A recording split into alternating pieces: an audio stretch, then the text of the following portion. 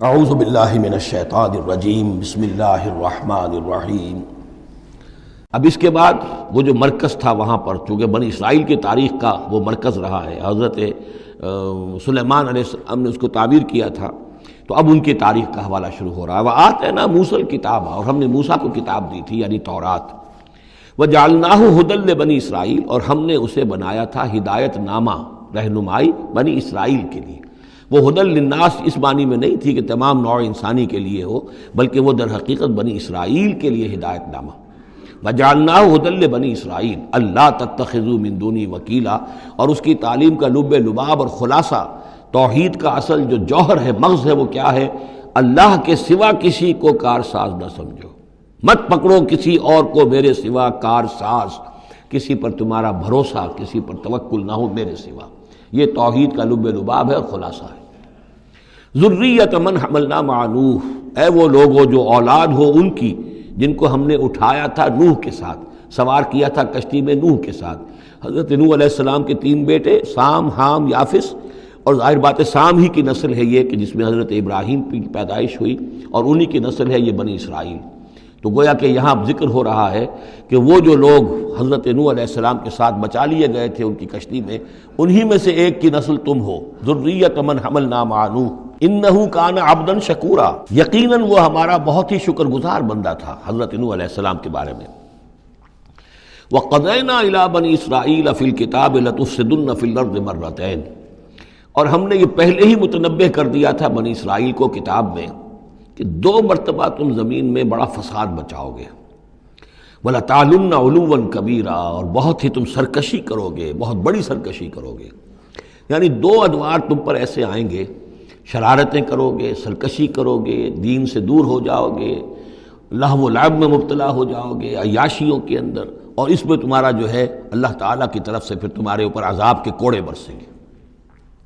اب یہاں پہ بٹوین دی لائن یہ ہے کہ اس سے پہلے ان کا ایک دور آیا کہ جس کے اندر ان کو اللہ تعالیٰ نے ان پر رحمتیں فرمائیں۔ چونکہ ہم کچھ چیزیں پڑھ چکے ہیں تاریخ بنی اسرائیل کے ضمن میں، وہ ذہن میں رکھیے۔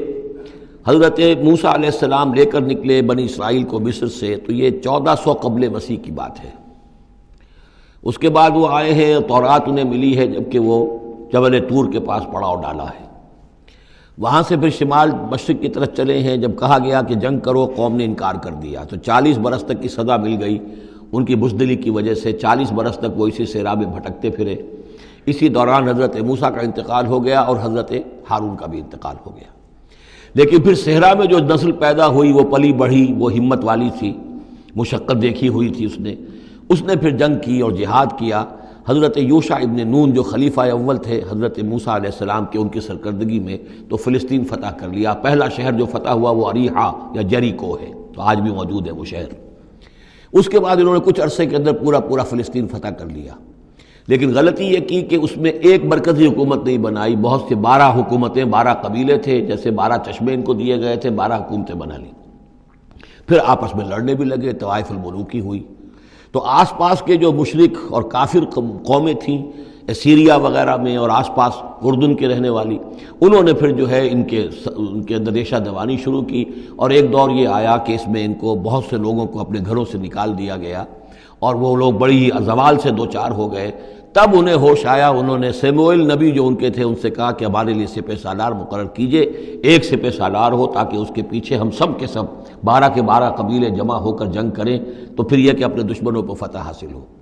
یہ وقفہ تقریباً 300 برس کا ہے، جس کے بعد وہ جنگ ہوئی ہے طالوت اور جالوت کی، اور حضرت طالوت نے جالوت کو قتل کیا۔ پھر حضرت داؤد منظر پر آ گئے، پھر طالوت، حضرت داؤد اور حضرت سلیمان، یہ 3 ان کی حکومتیں ہیں تقریباً 100 برس پر پھیلی ہوئی۔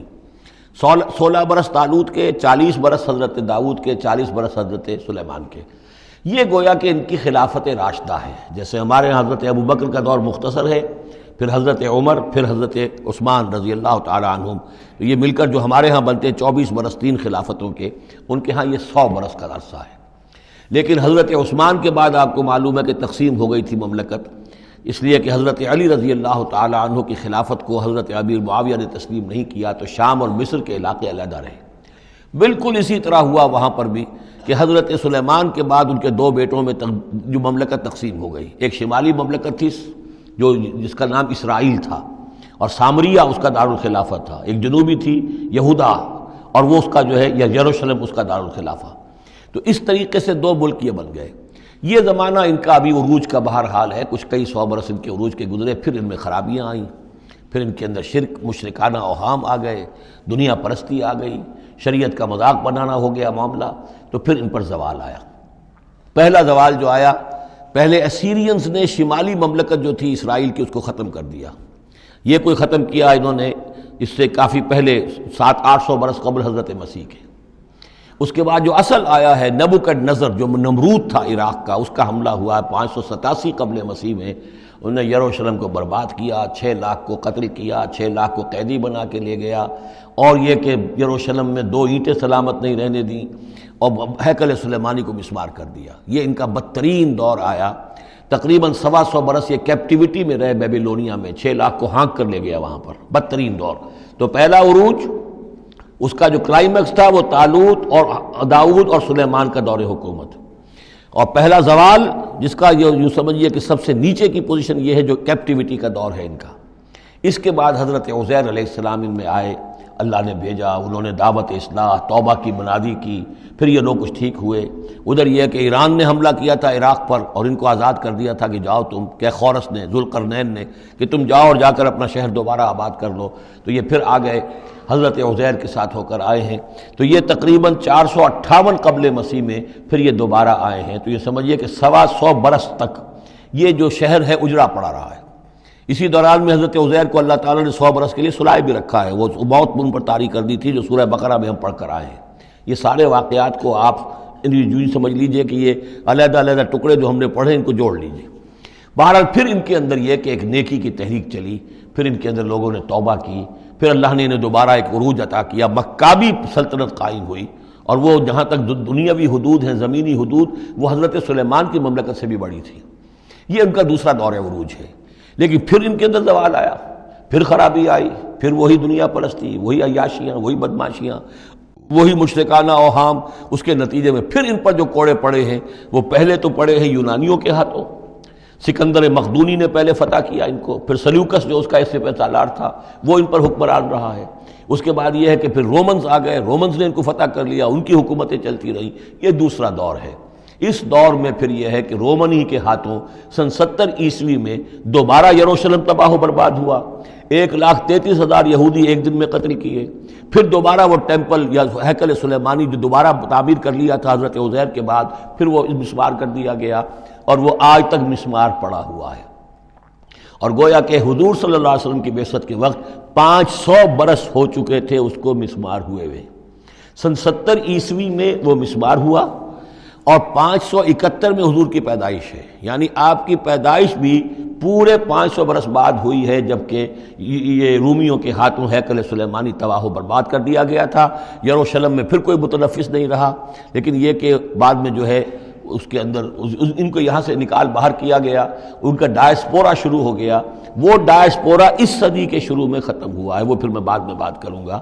یہ ساری داستان بڑی اہم ہے، اس لیے کہ یہ سابقہ امت مسلمہ ہے۔ یہ وہ امت مسلمہ ہے جس کے ہاں 1400 برس تک نبوت رہی، جس کے ہاں 3 کتابیں نازل ہوئی ہیں، جن کے بارے میں قرآن میں 2 جگہ ہے کہ یا بنی اسرائیل اذکروا نعمتی التی انعمت علیکم وانی فضلتکم علی العالمین، میں نے تمام جہان والوں پر تمہیں فضیلت دی ہے۔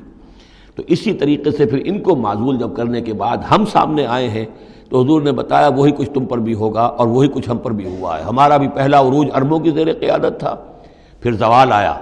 پہلے پٹائی ہوئی کروسیڈرز کے ہاتھوں، پھر جو پٹائی ہوئی ہے، بڑی پٹائی جو ہوئی ہے وہ ہوئی ہے پھر ہلاکو اور چنگیز کے ذریعے سے، فتنہ تاتار۔ اس کے بعد پھر جو ہے وہ قیادت بدل گئی، عربوں کی قیادت کے بجائے ترکوں کی قیادت آ گئی۔ وہ وہی لوگ جنہوں نے لاکھوں کروڑوں مسلمان قتل کیے پھر وہ ایمان لے آئے، اسلام لے آئے، انہی کے ذریعے کی مختلف حکومتیں بنی، ترکان تیموری اور ترکان صفوی اور ترکان سلجوقی اور ترکان عثمانی۔ لیکن اس کے بعد پھر ان پر بھی زوال آیا، وہ ہم نے دیکھ لیا اس صدی میں گریٹ اوٹومان امپائر جو ہے اس صدی کے شروع میں ختم ہو گئی۔ اور ہم پر بھی جو دوسرا جو دور آیا عذاب کا وہ یورپ کی قوموں کے ذریعے سے آیا، کہیں انگریز آ گئے، کہیں فرانسیسی آ گئے، کہیں اطالوی آ گئے، کہیں اسپینیئرز آ گئے، کہیں ڈچ آ گئے۔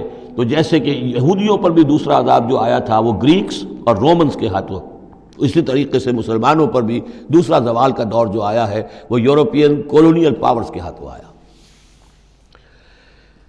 ہم نے یہ طے کر دیا تھا، پہلے ہی سنا دیا تھا بنی اسرائیل کو کہ تم اپنی تاریخ میں 2 مرتبہ بہت فساد مچاؤ گے اور بہت سرکشی کرو گے۔ صدق اللہ العظیم۔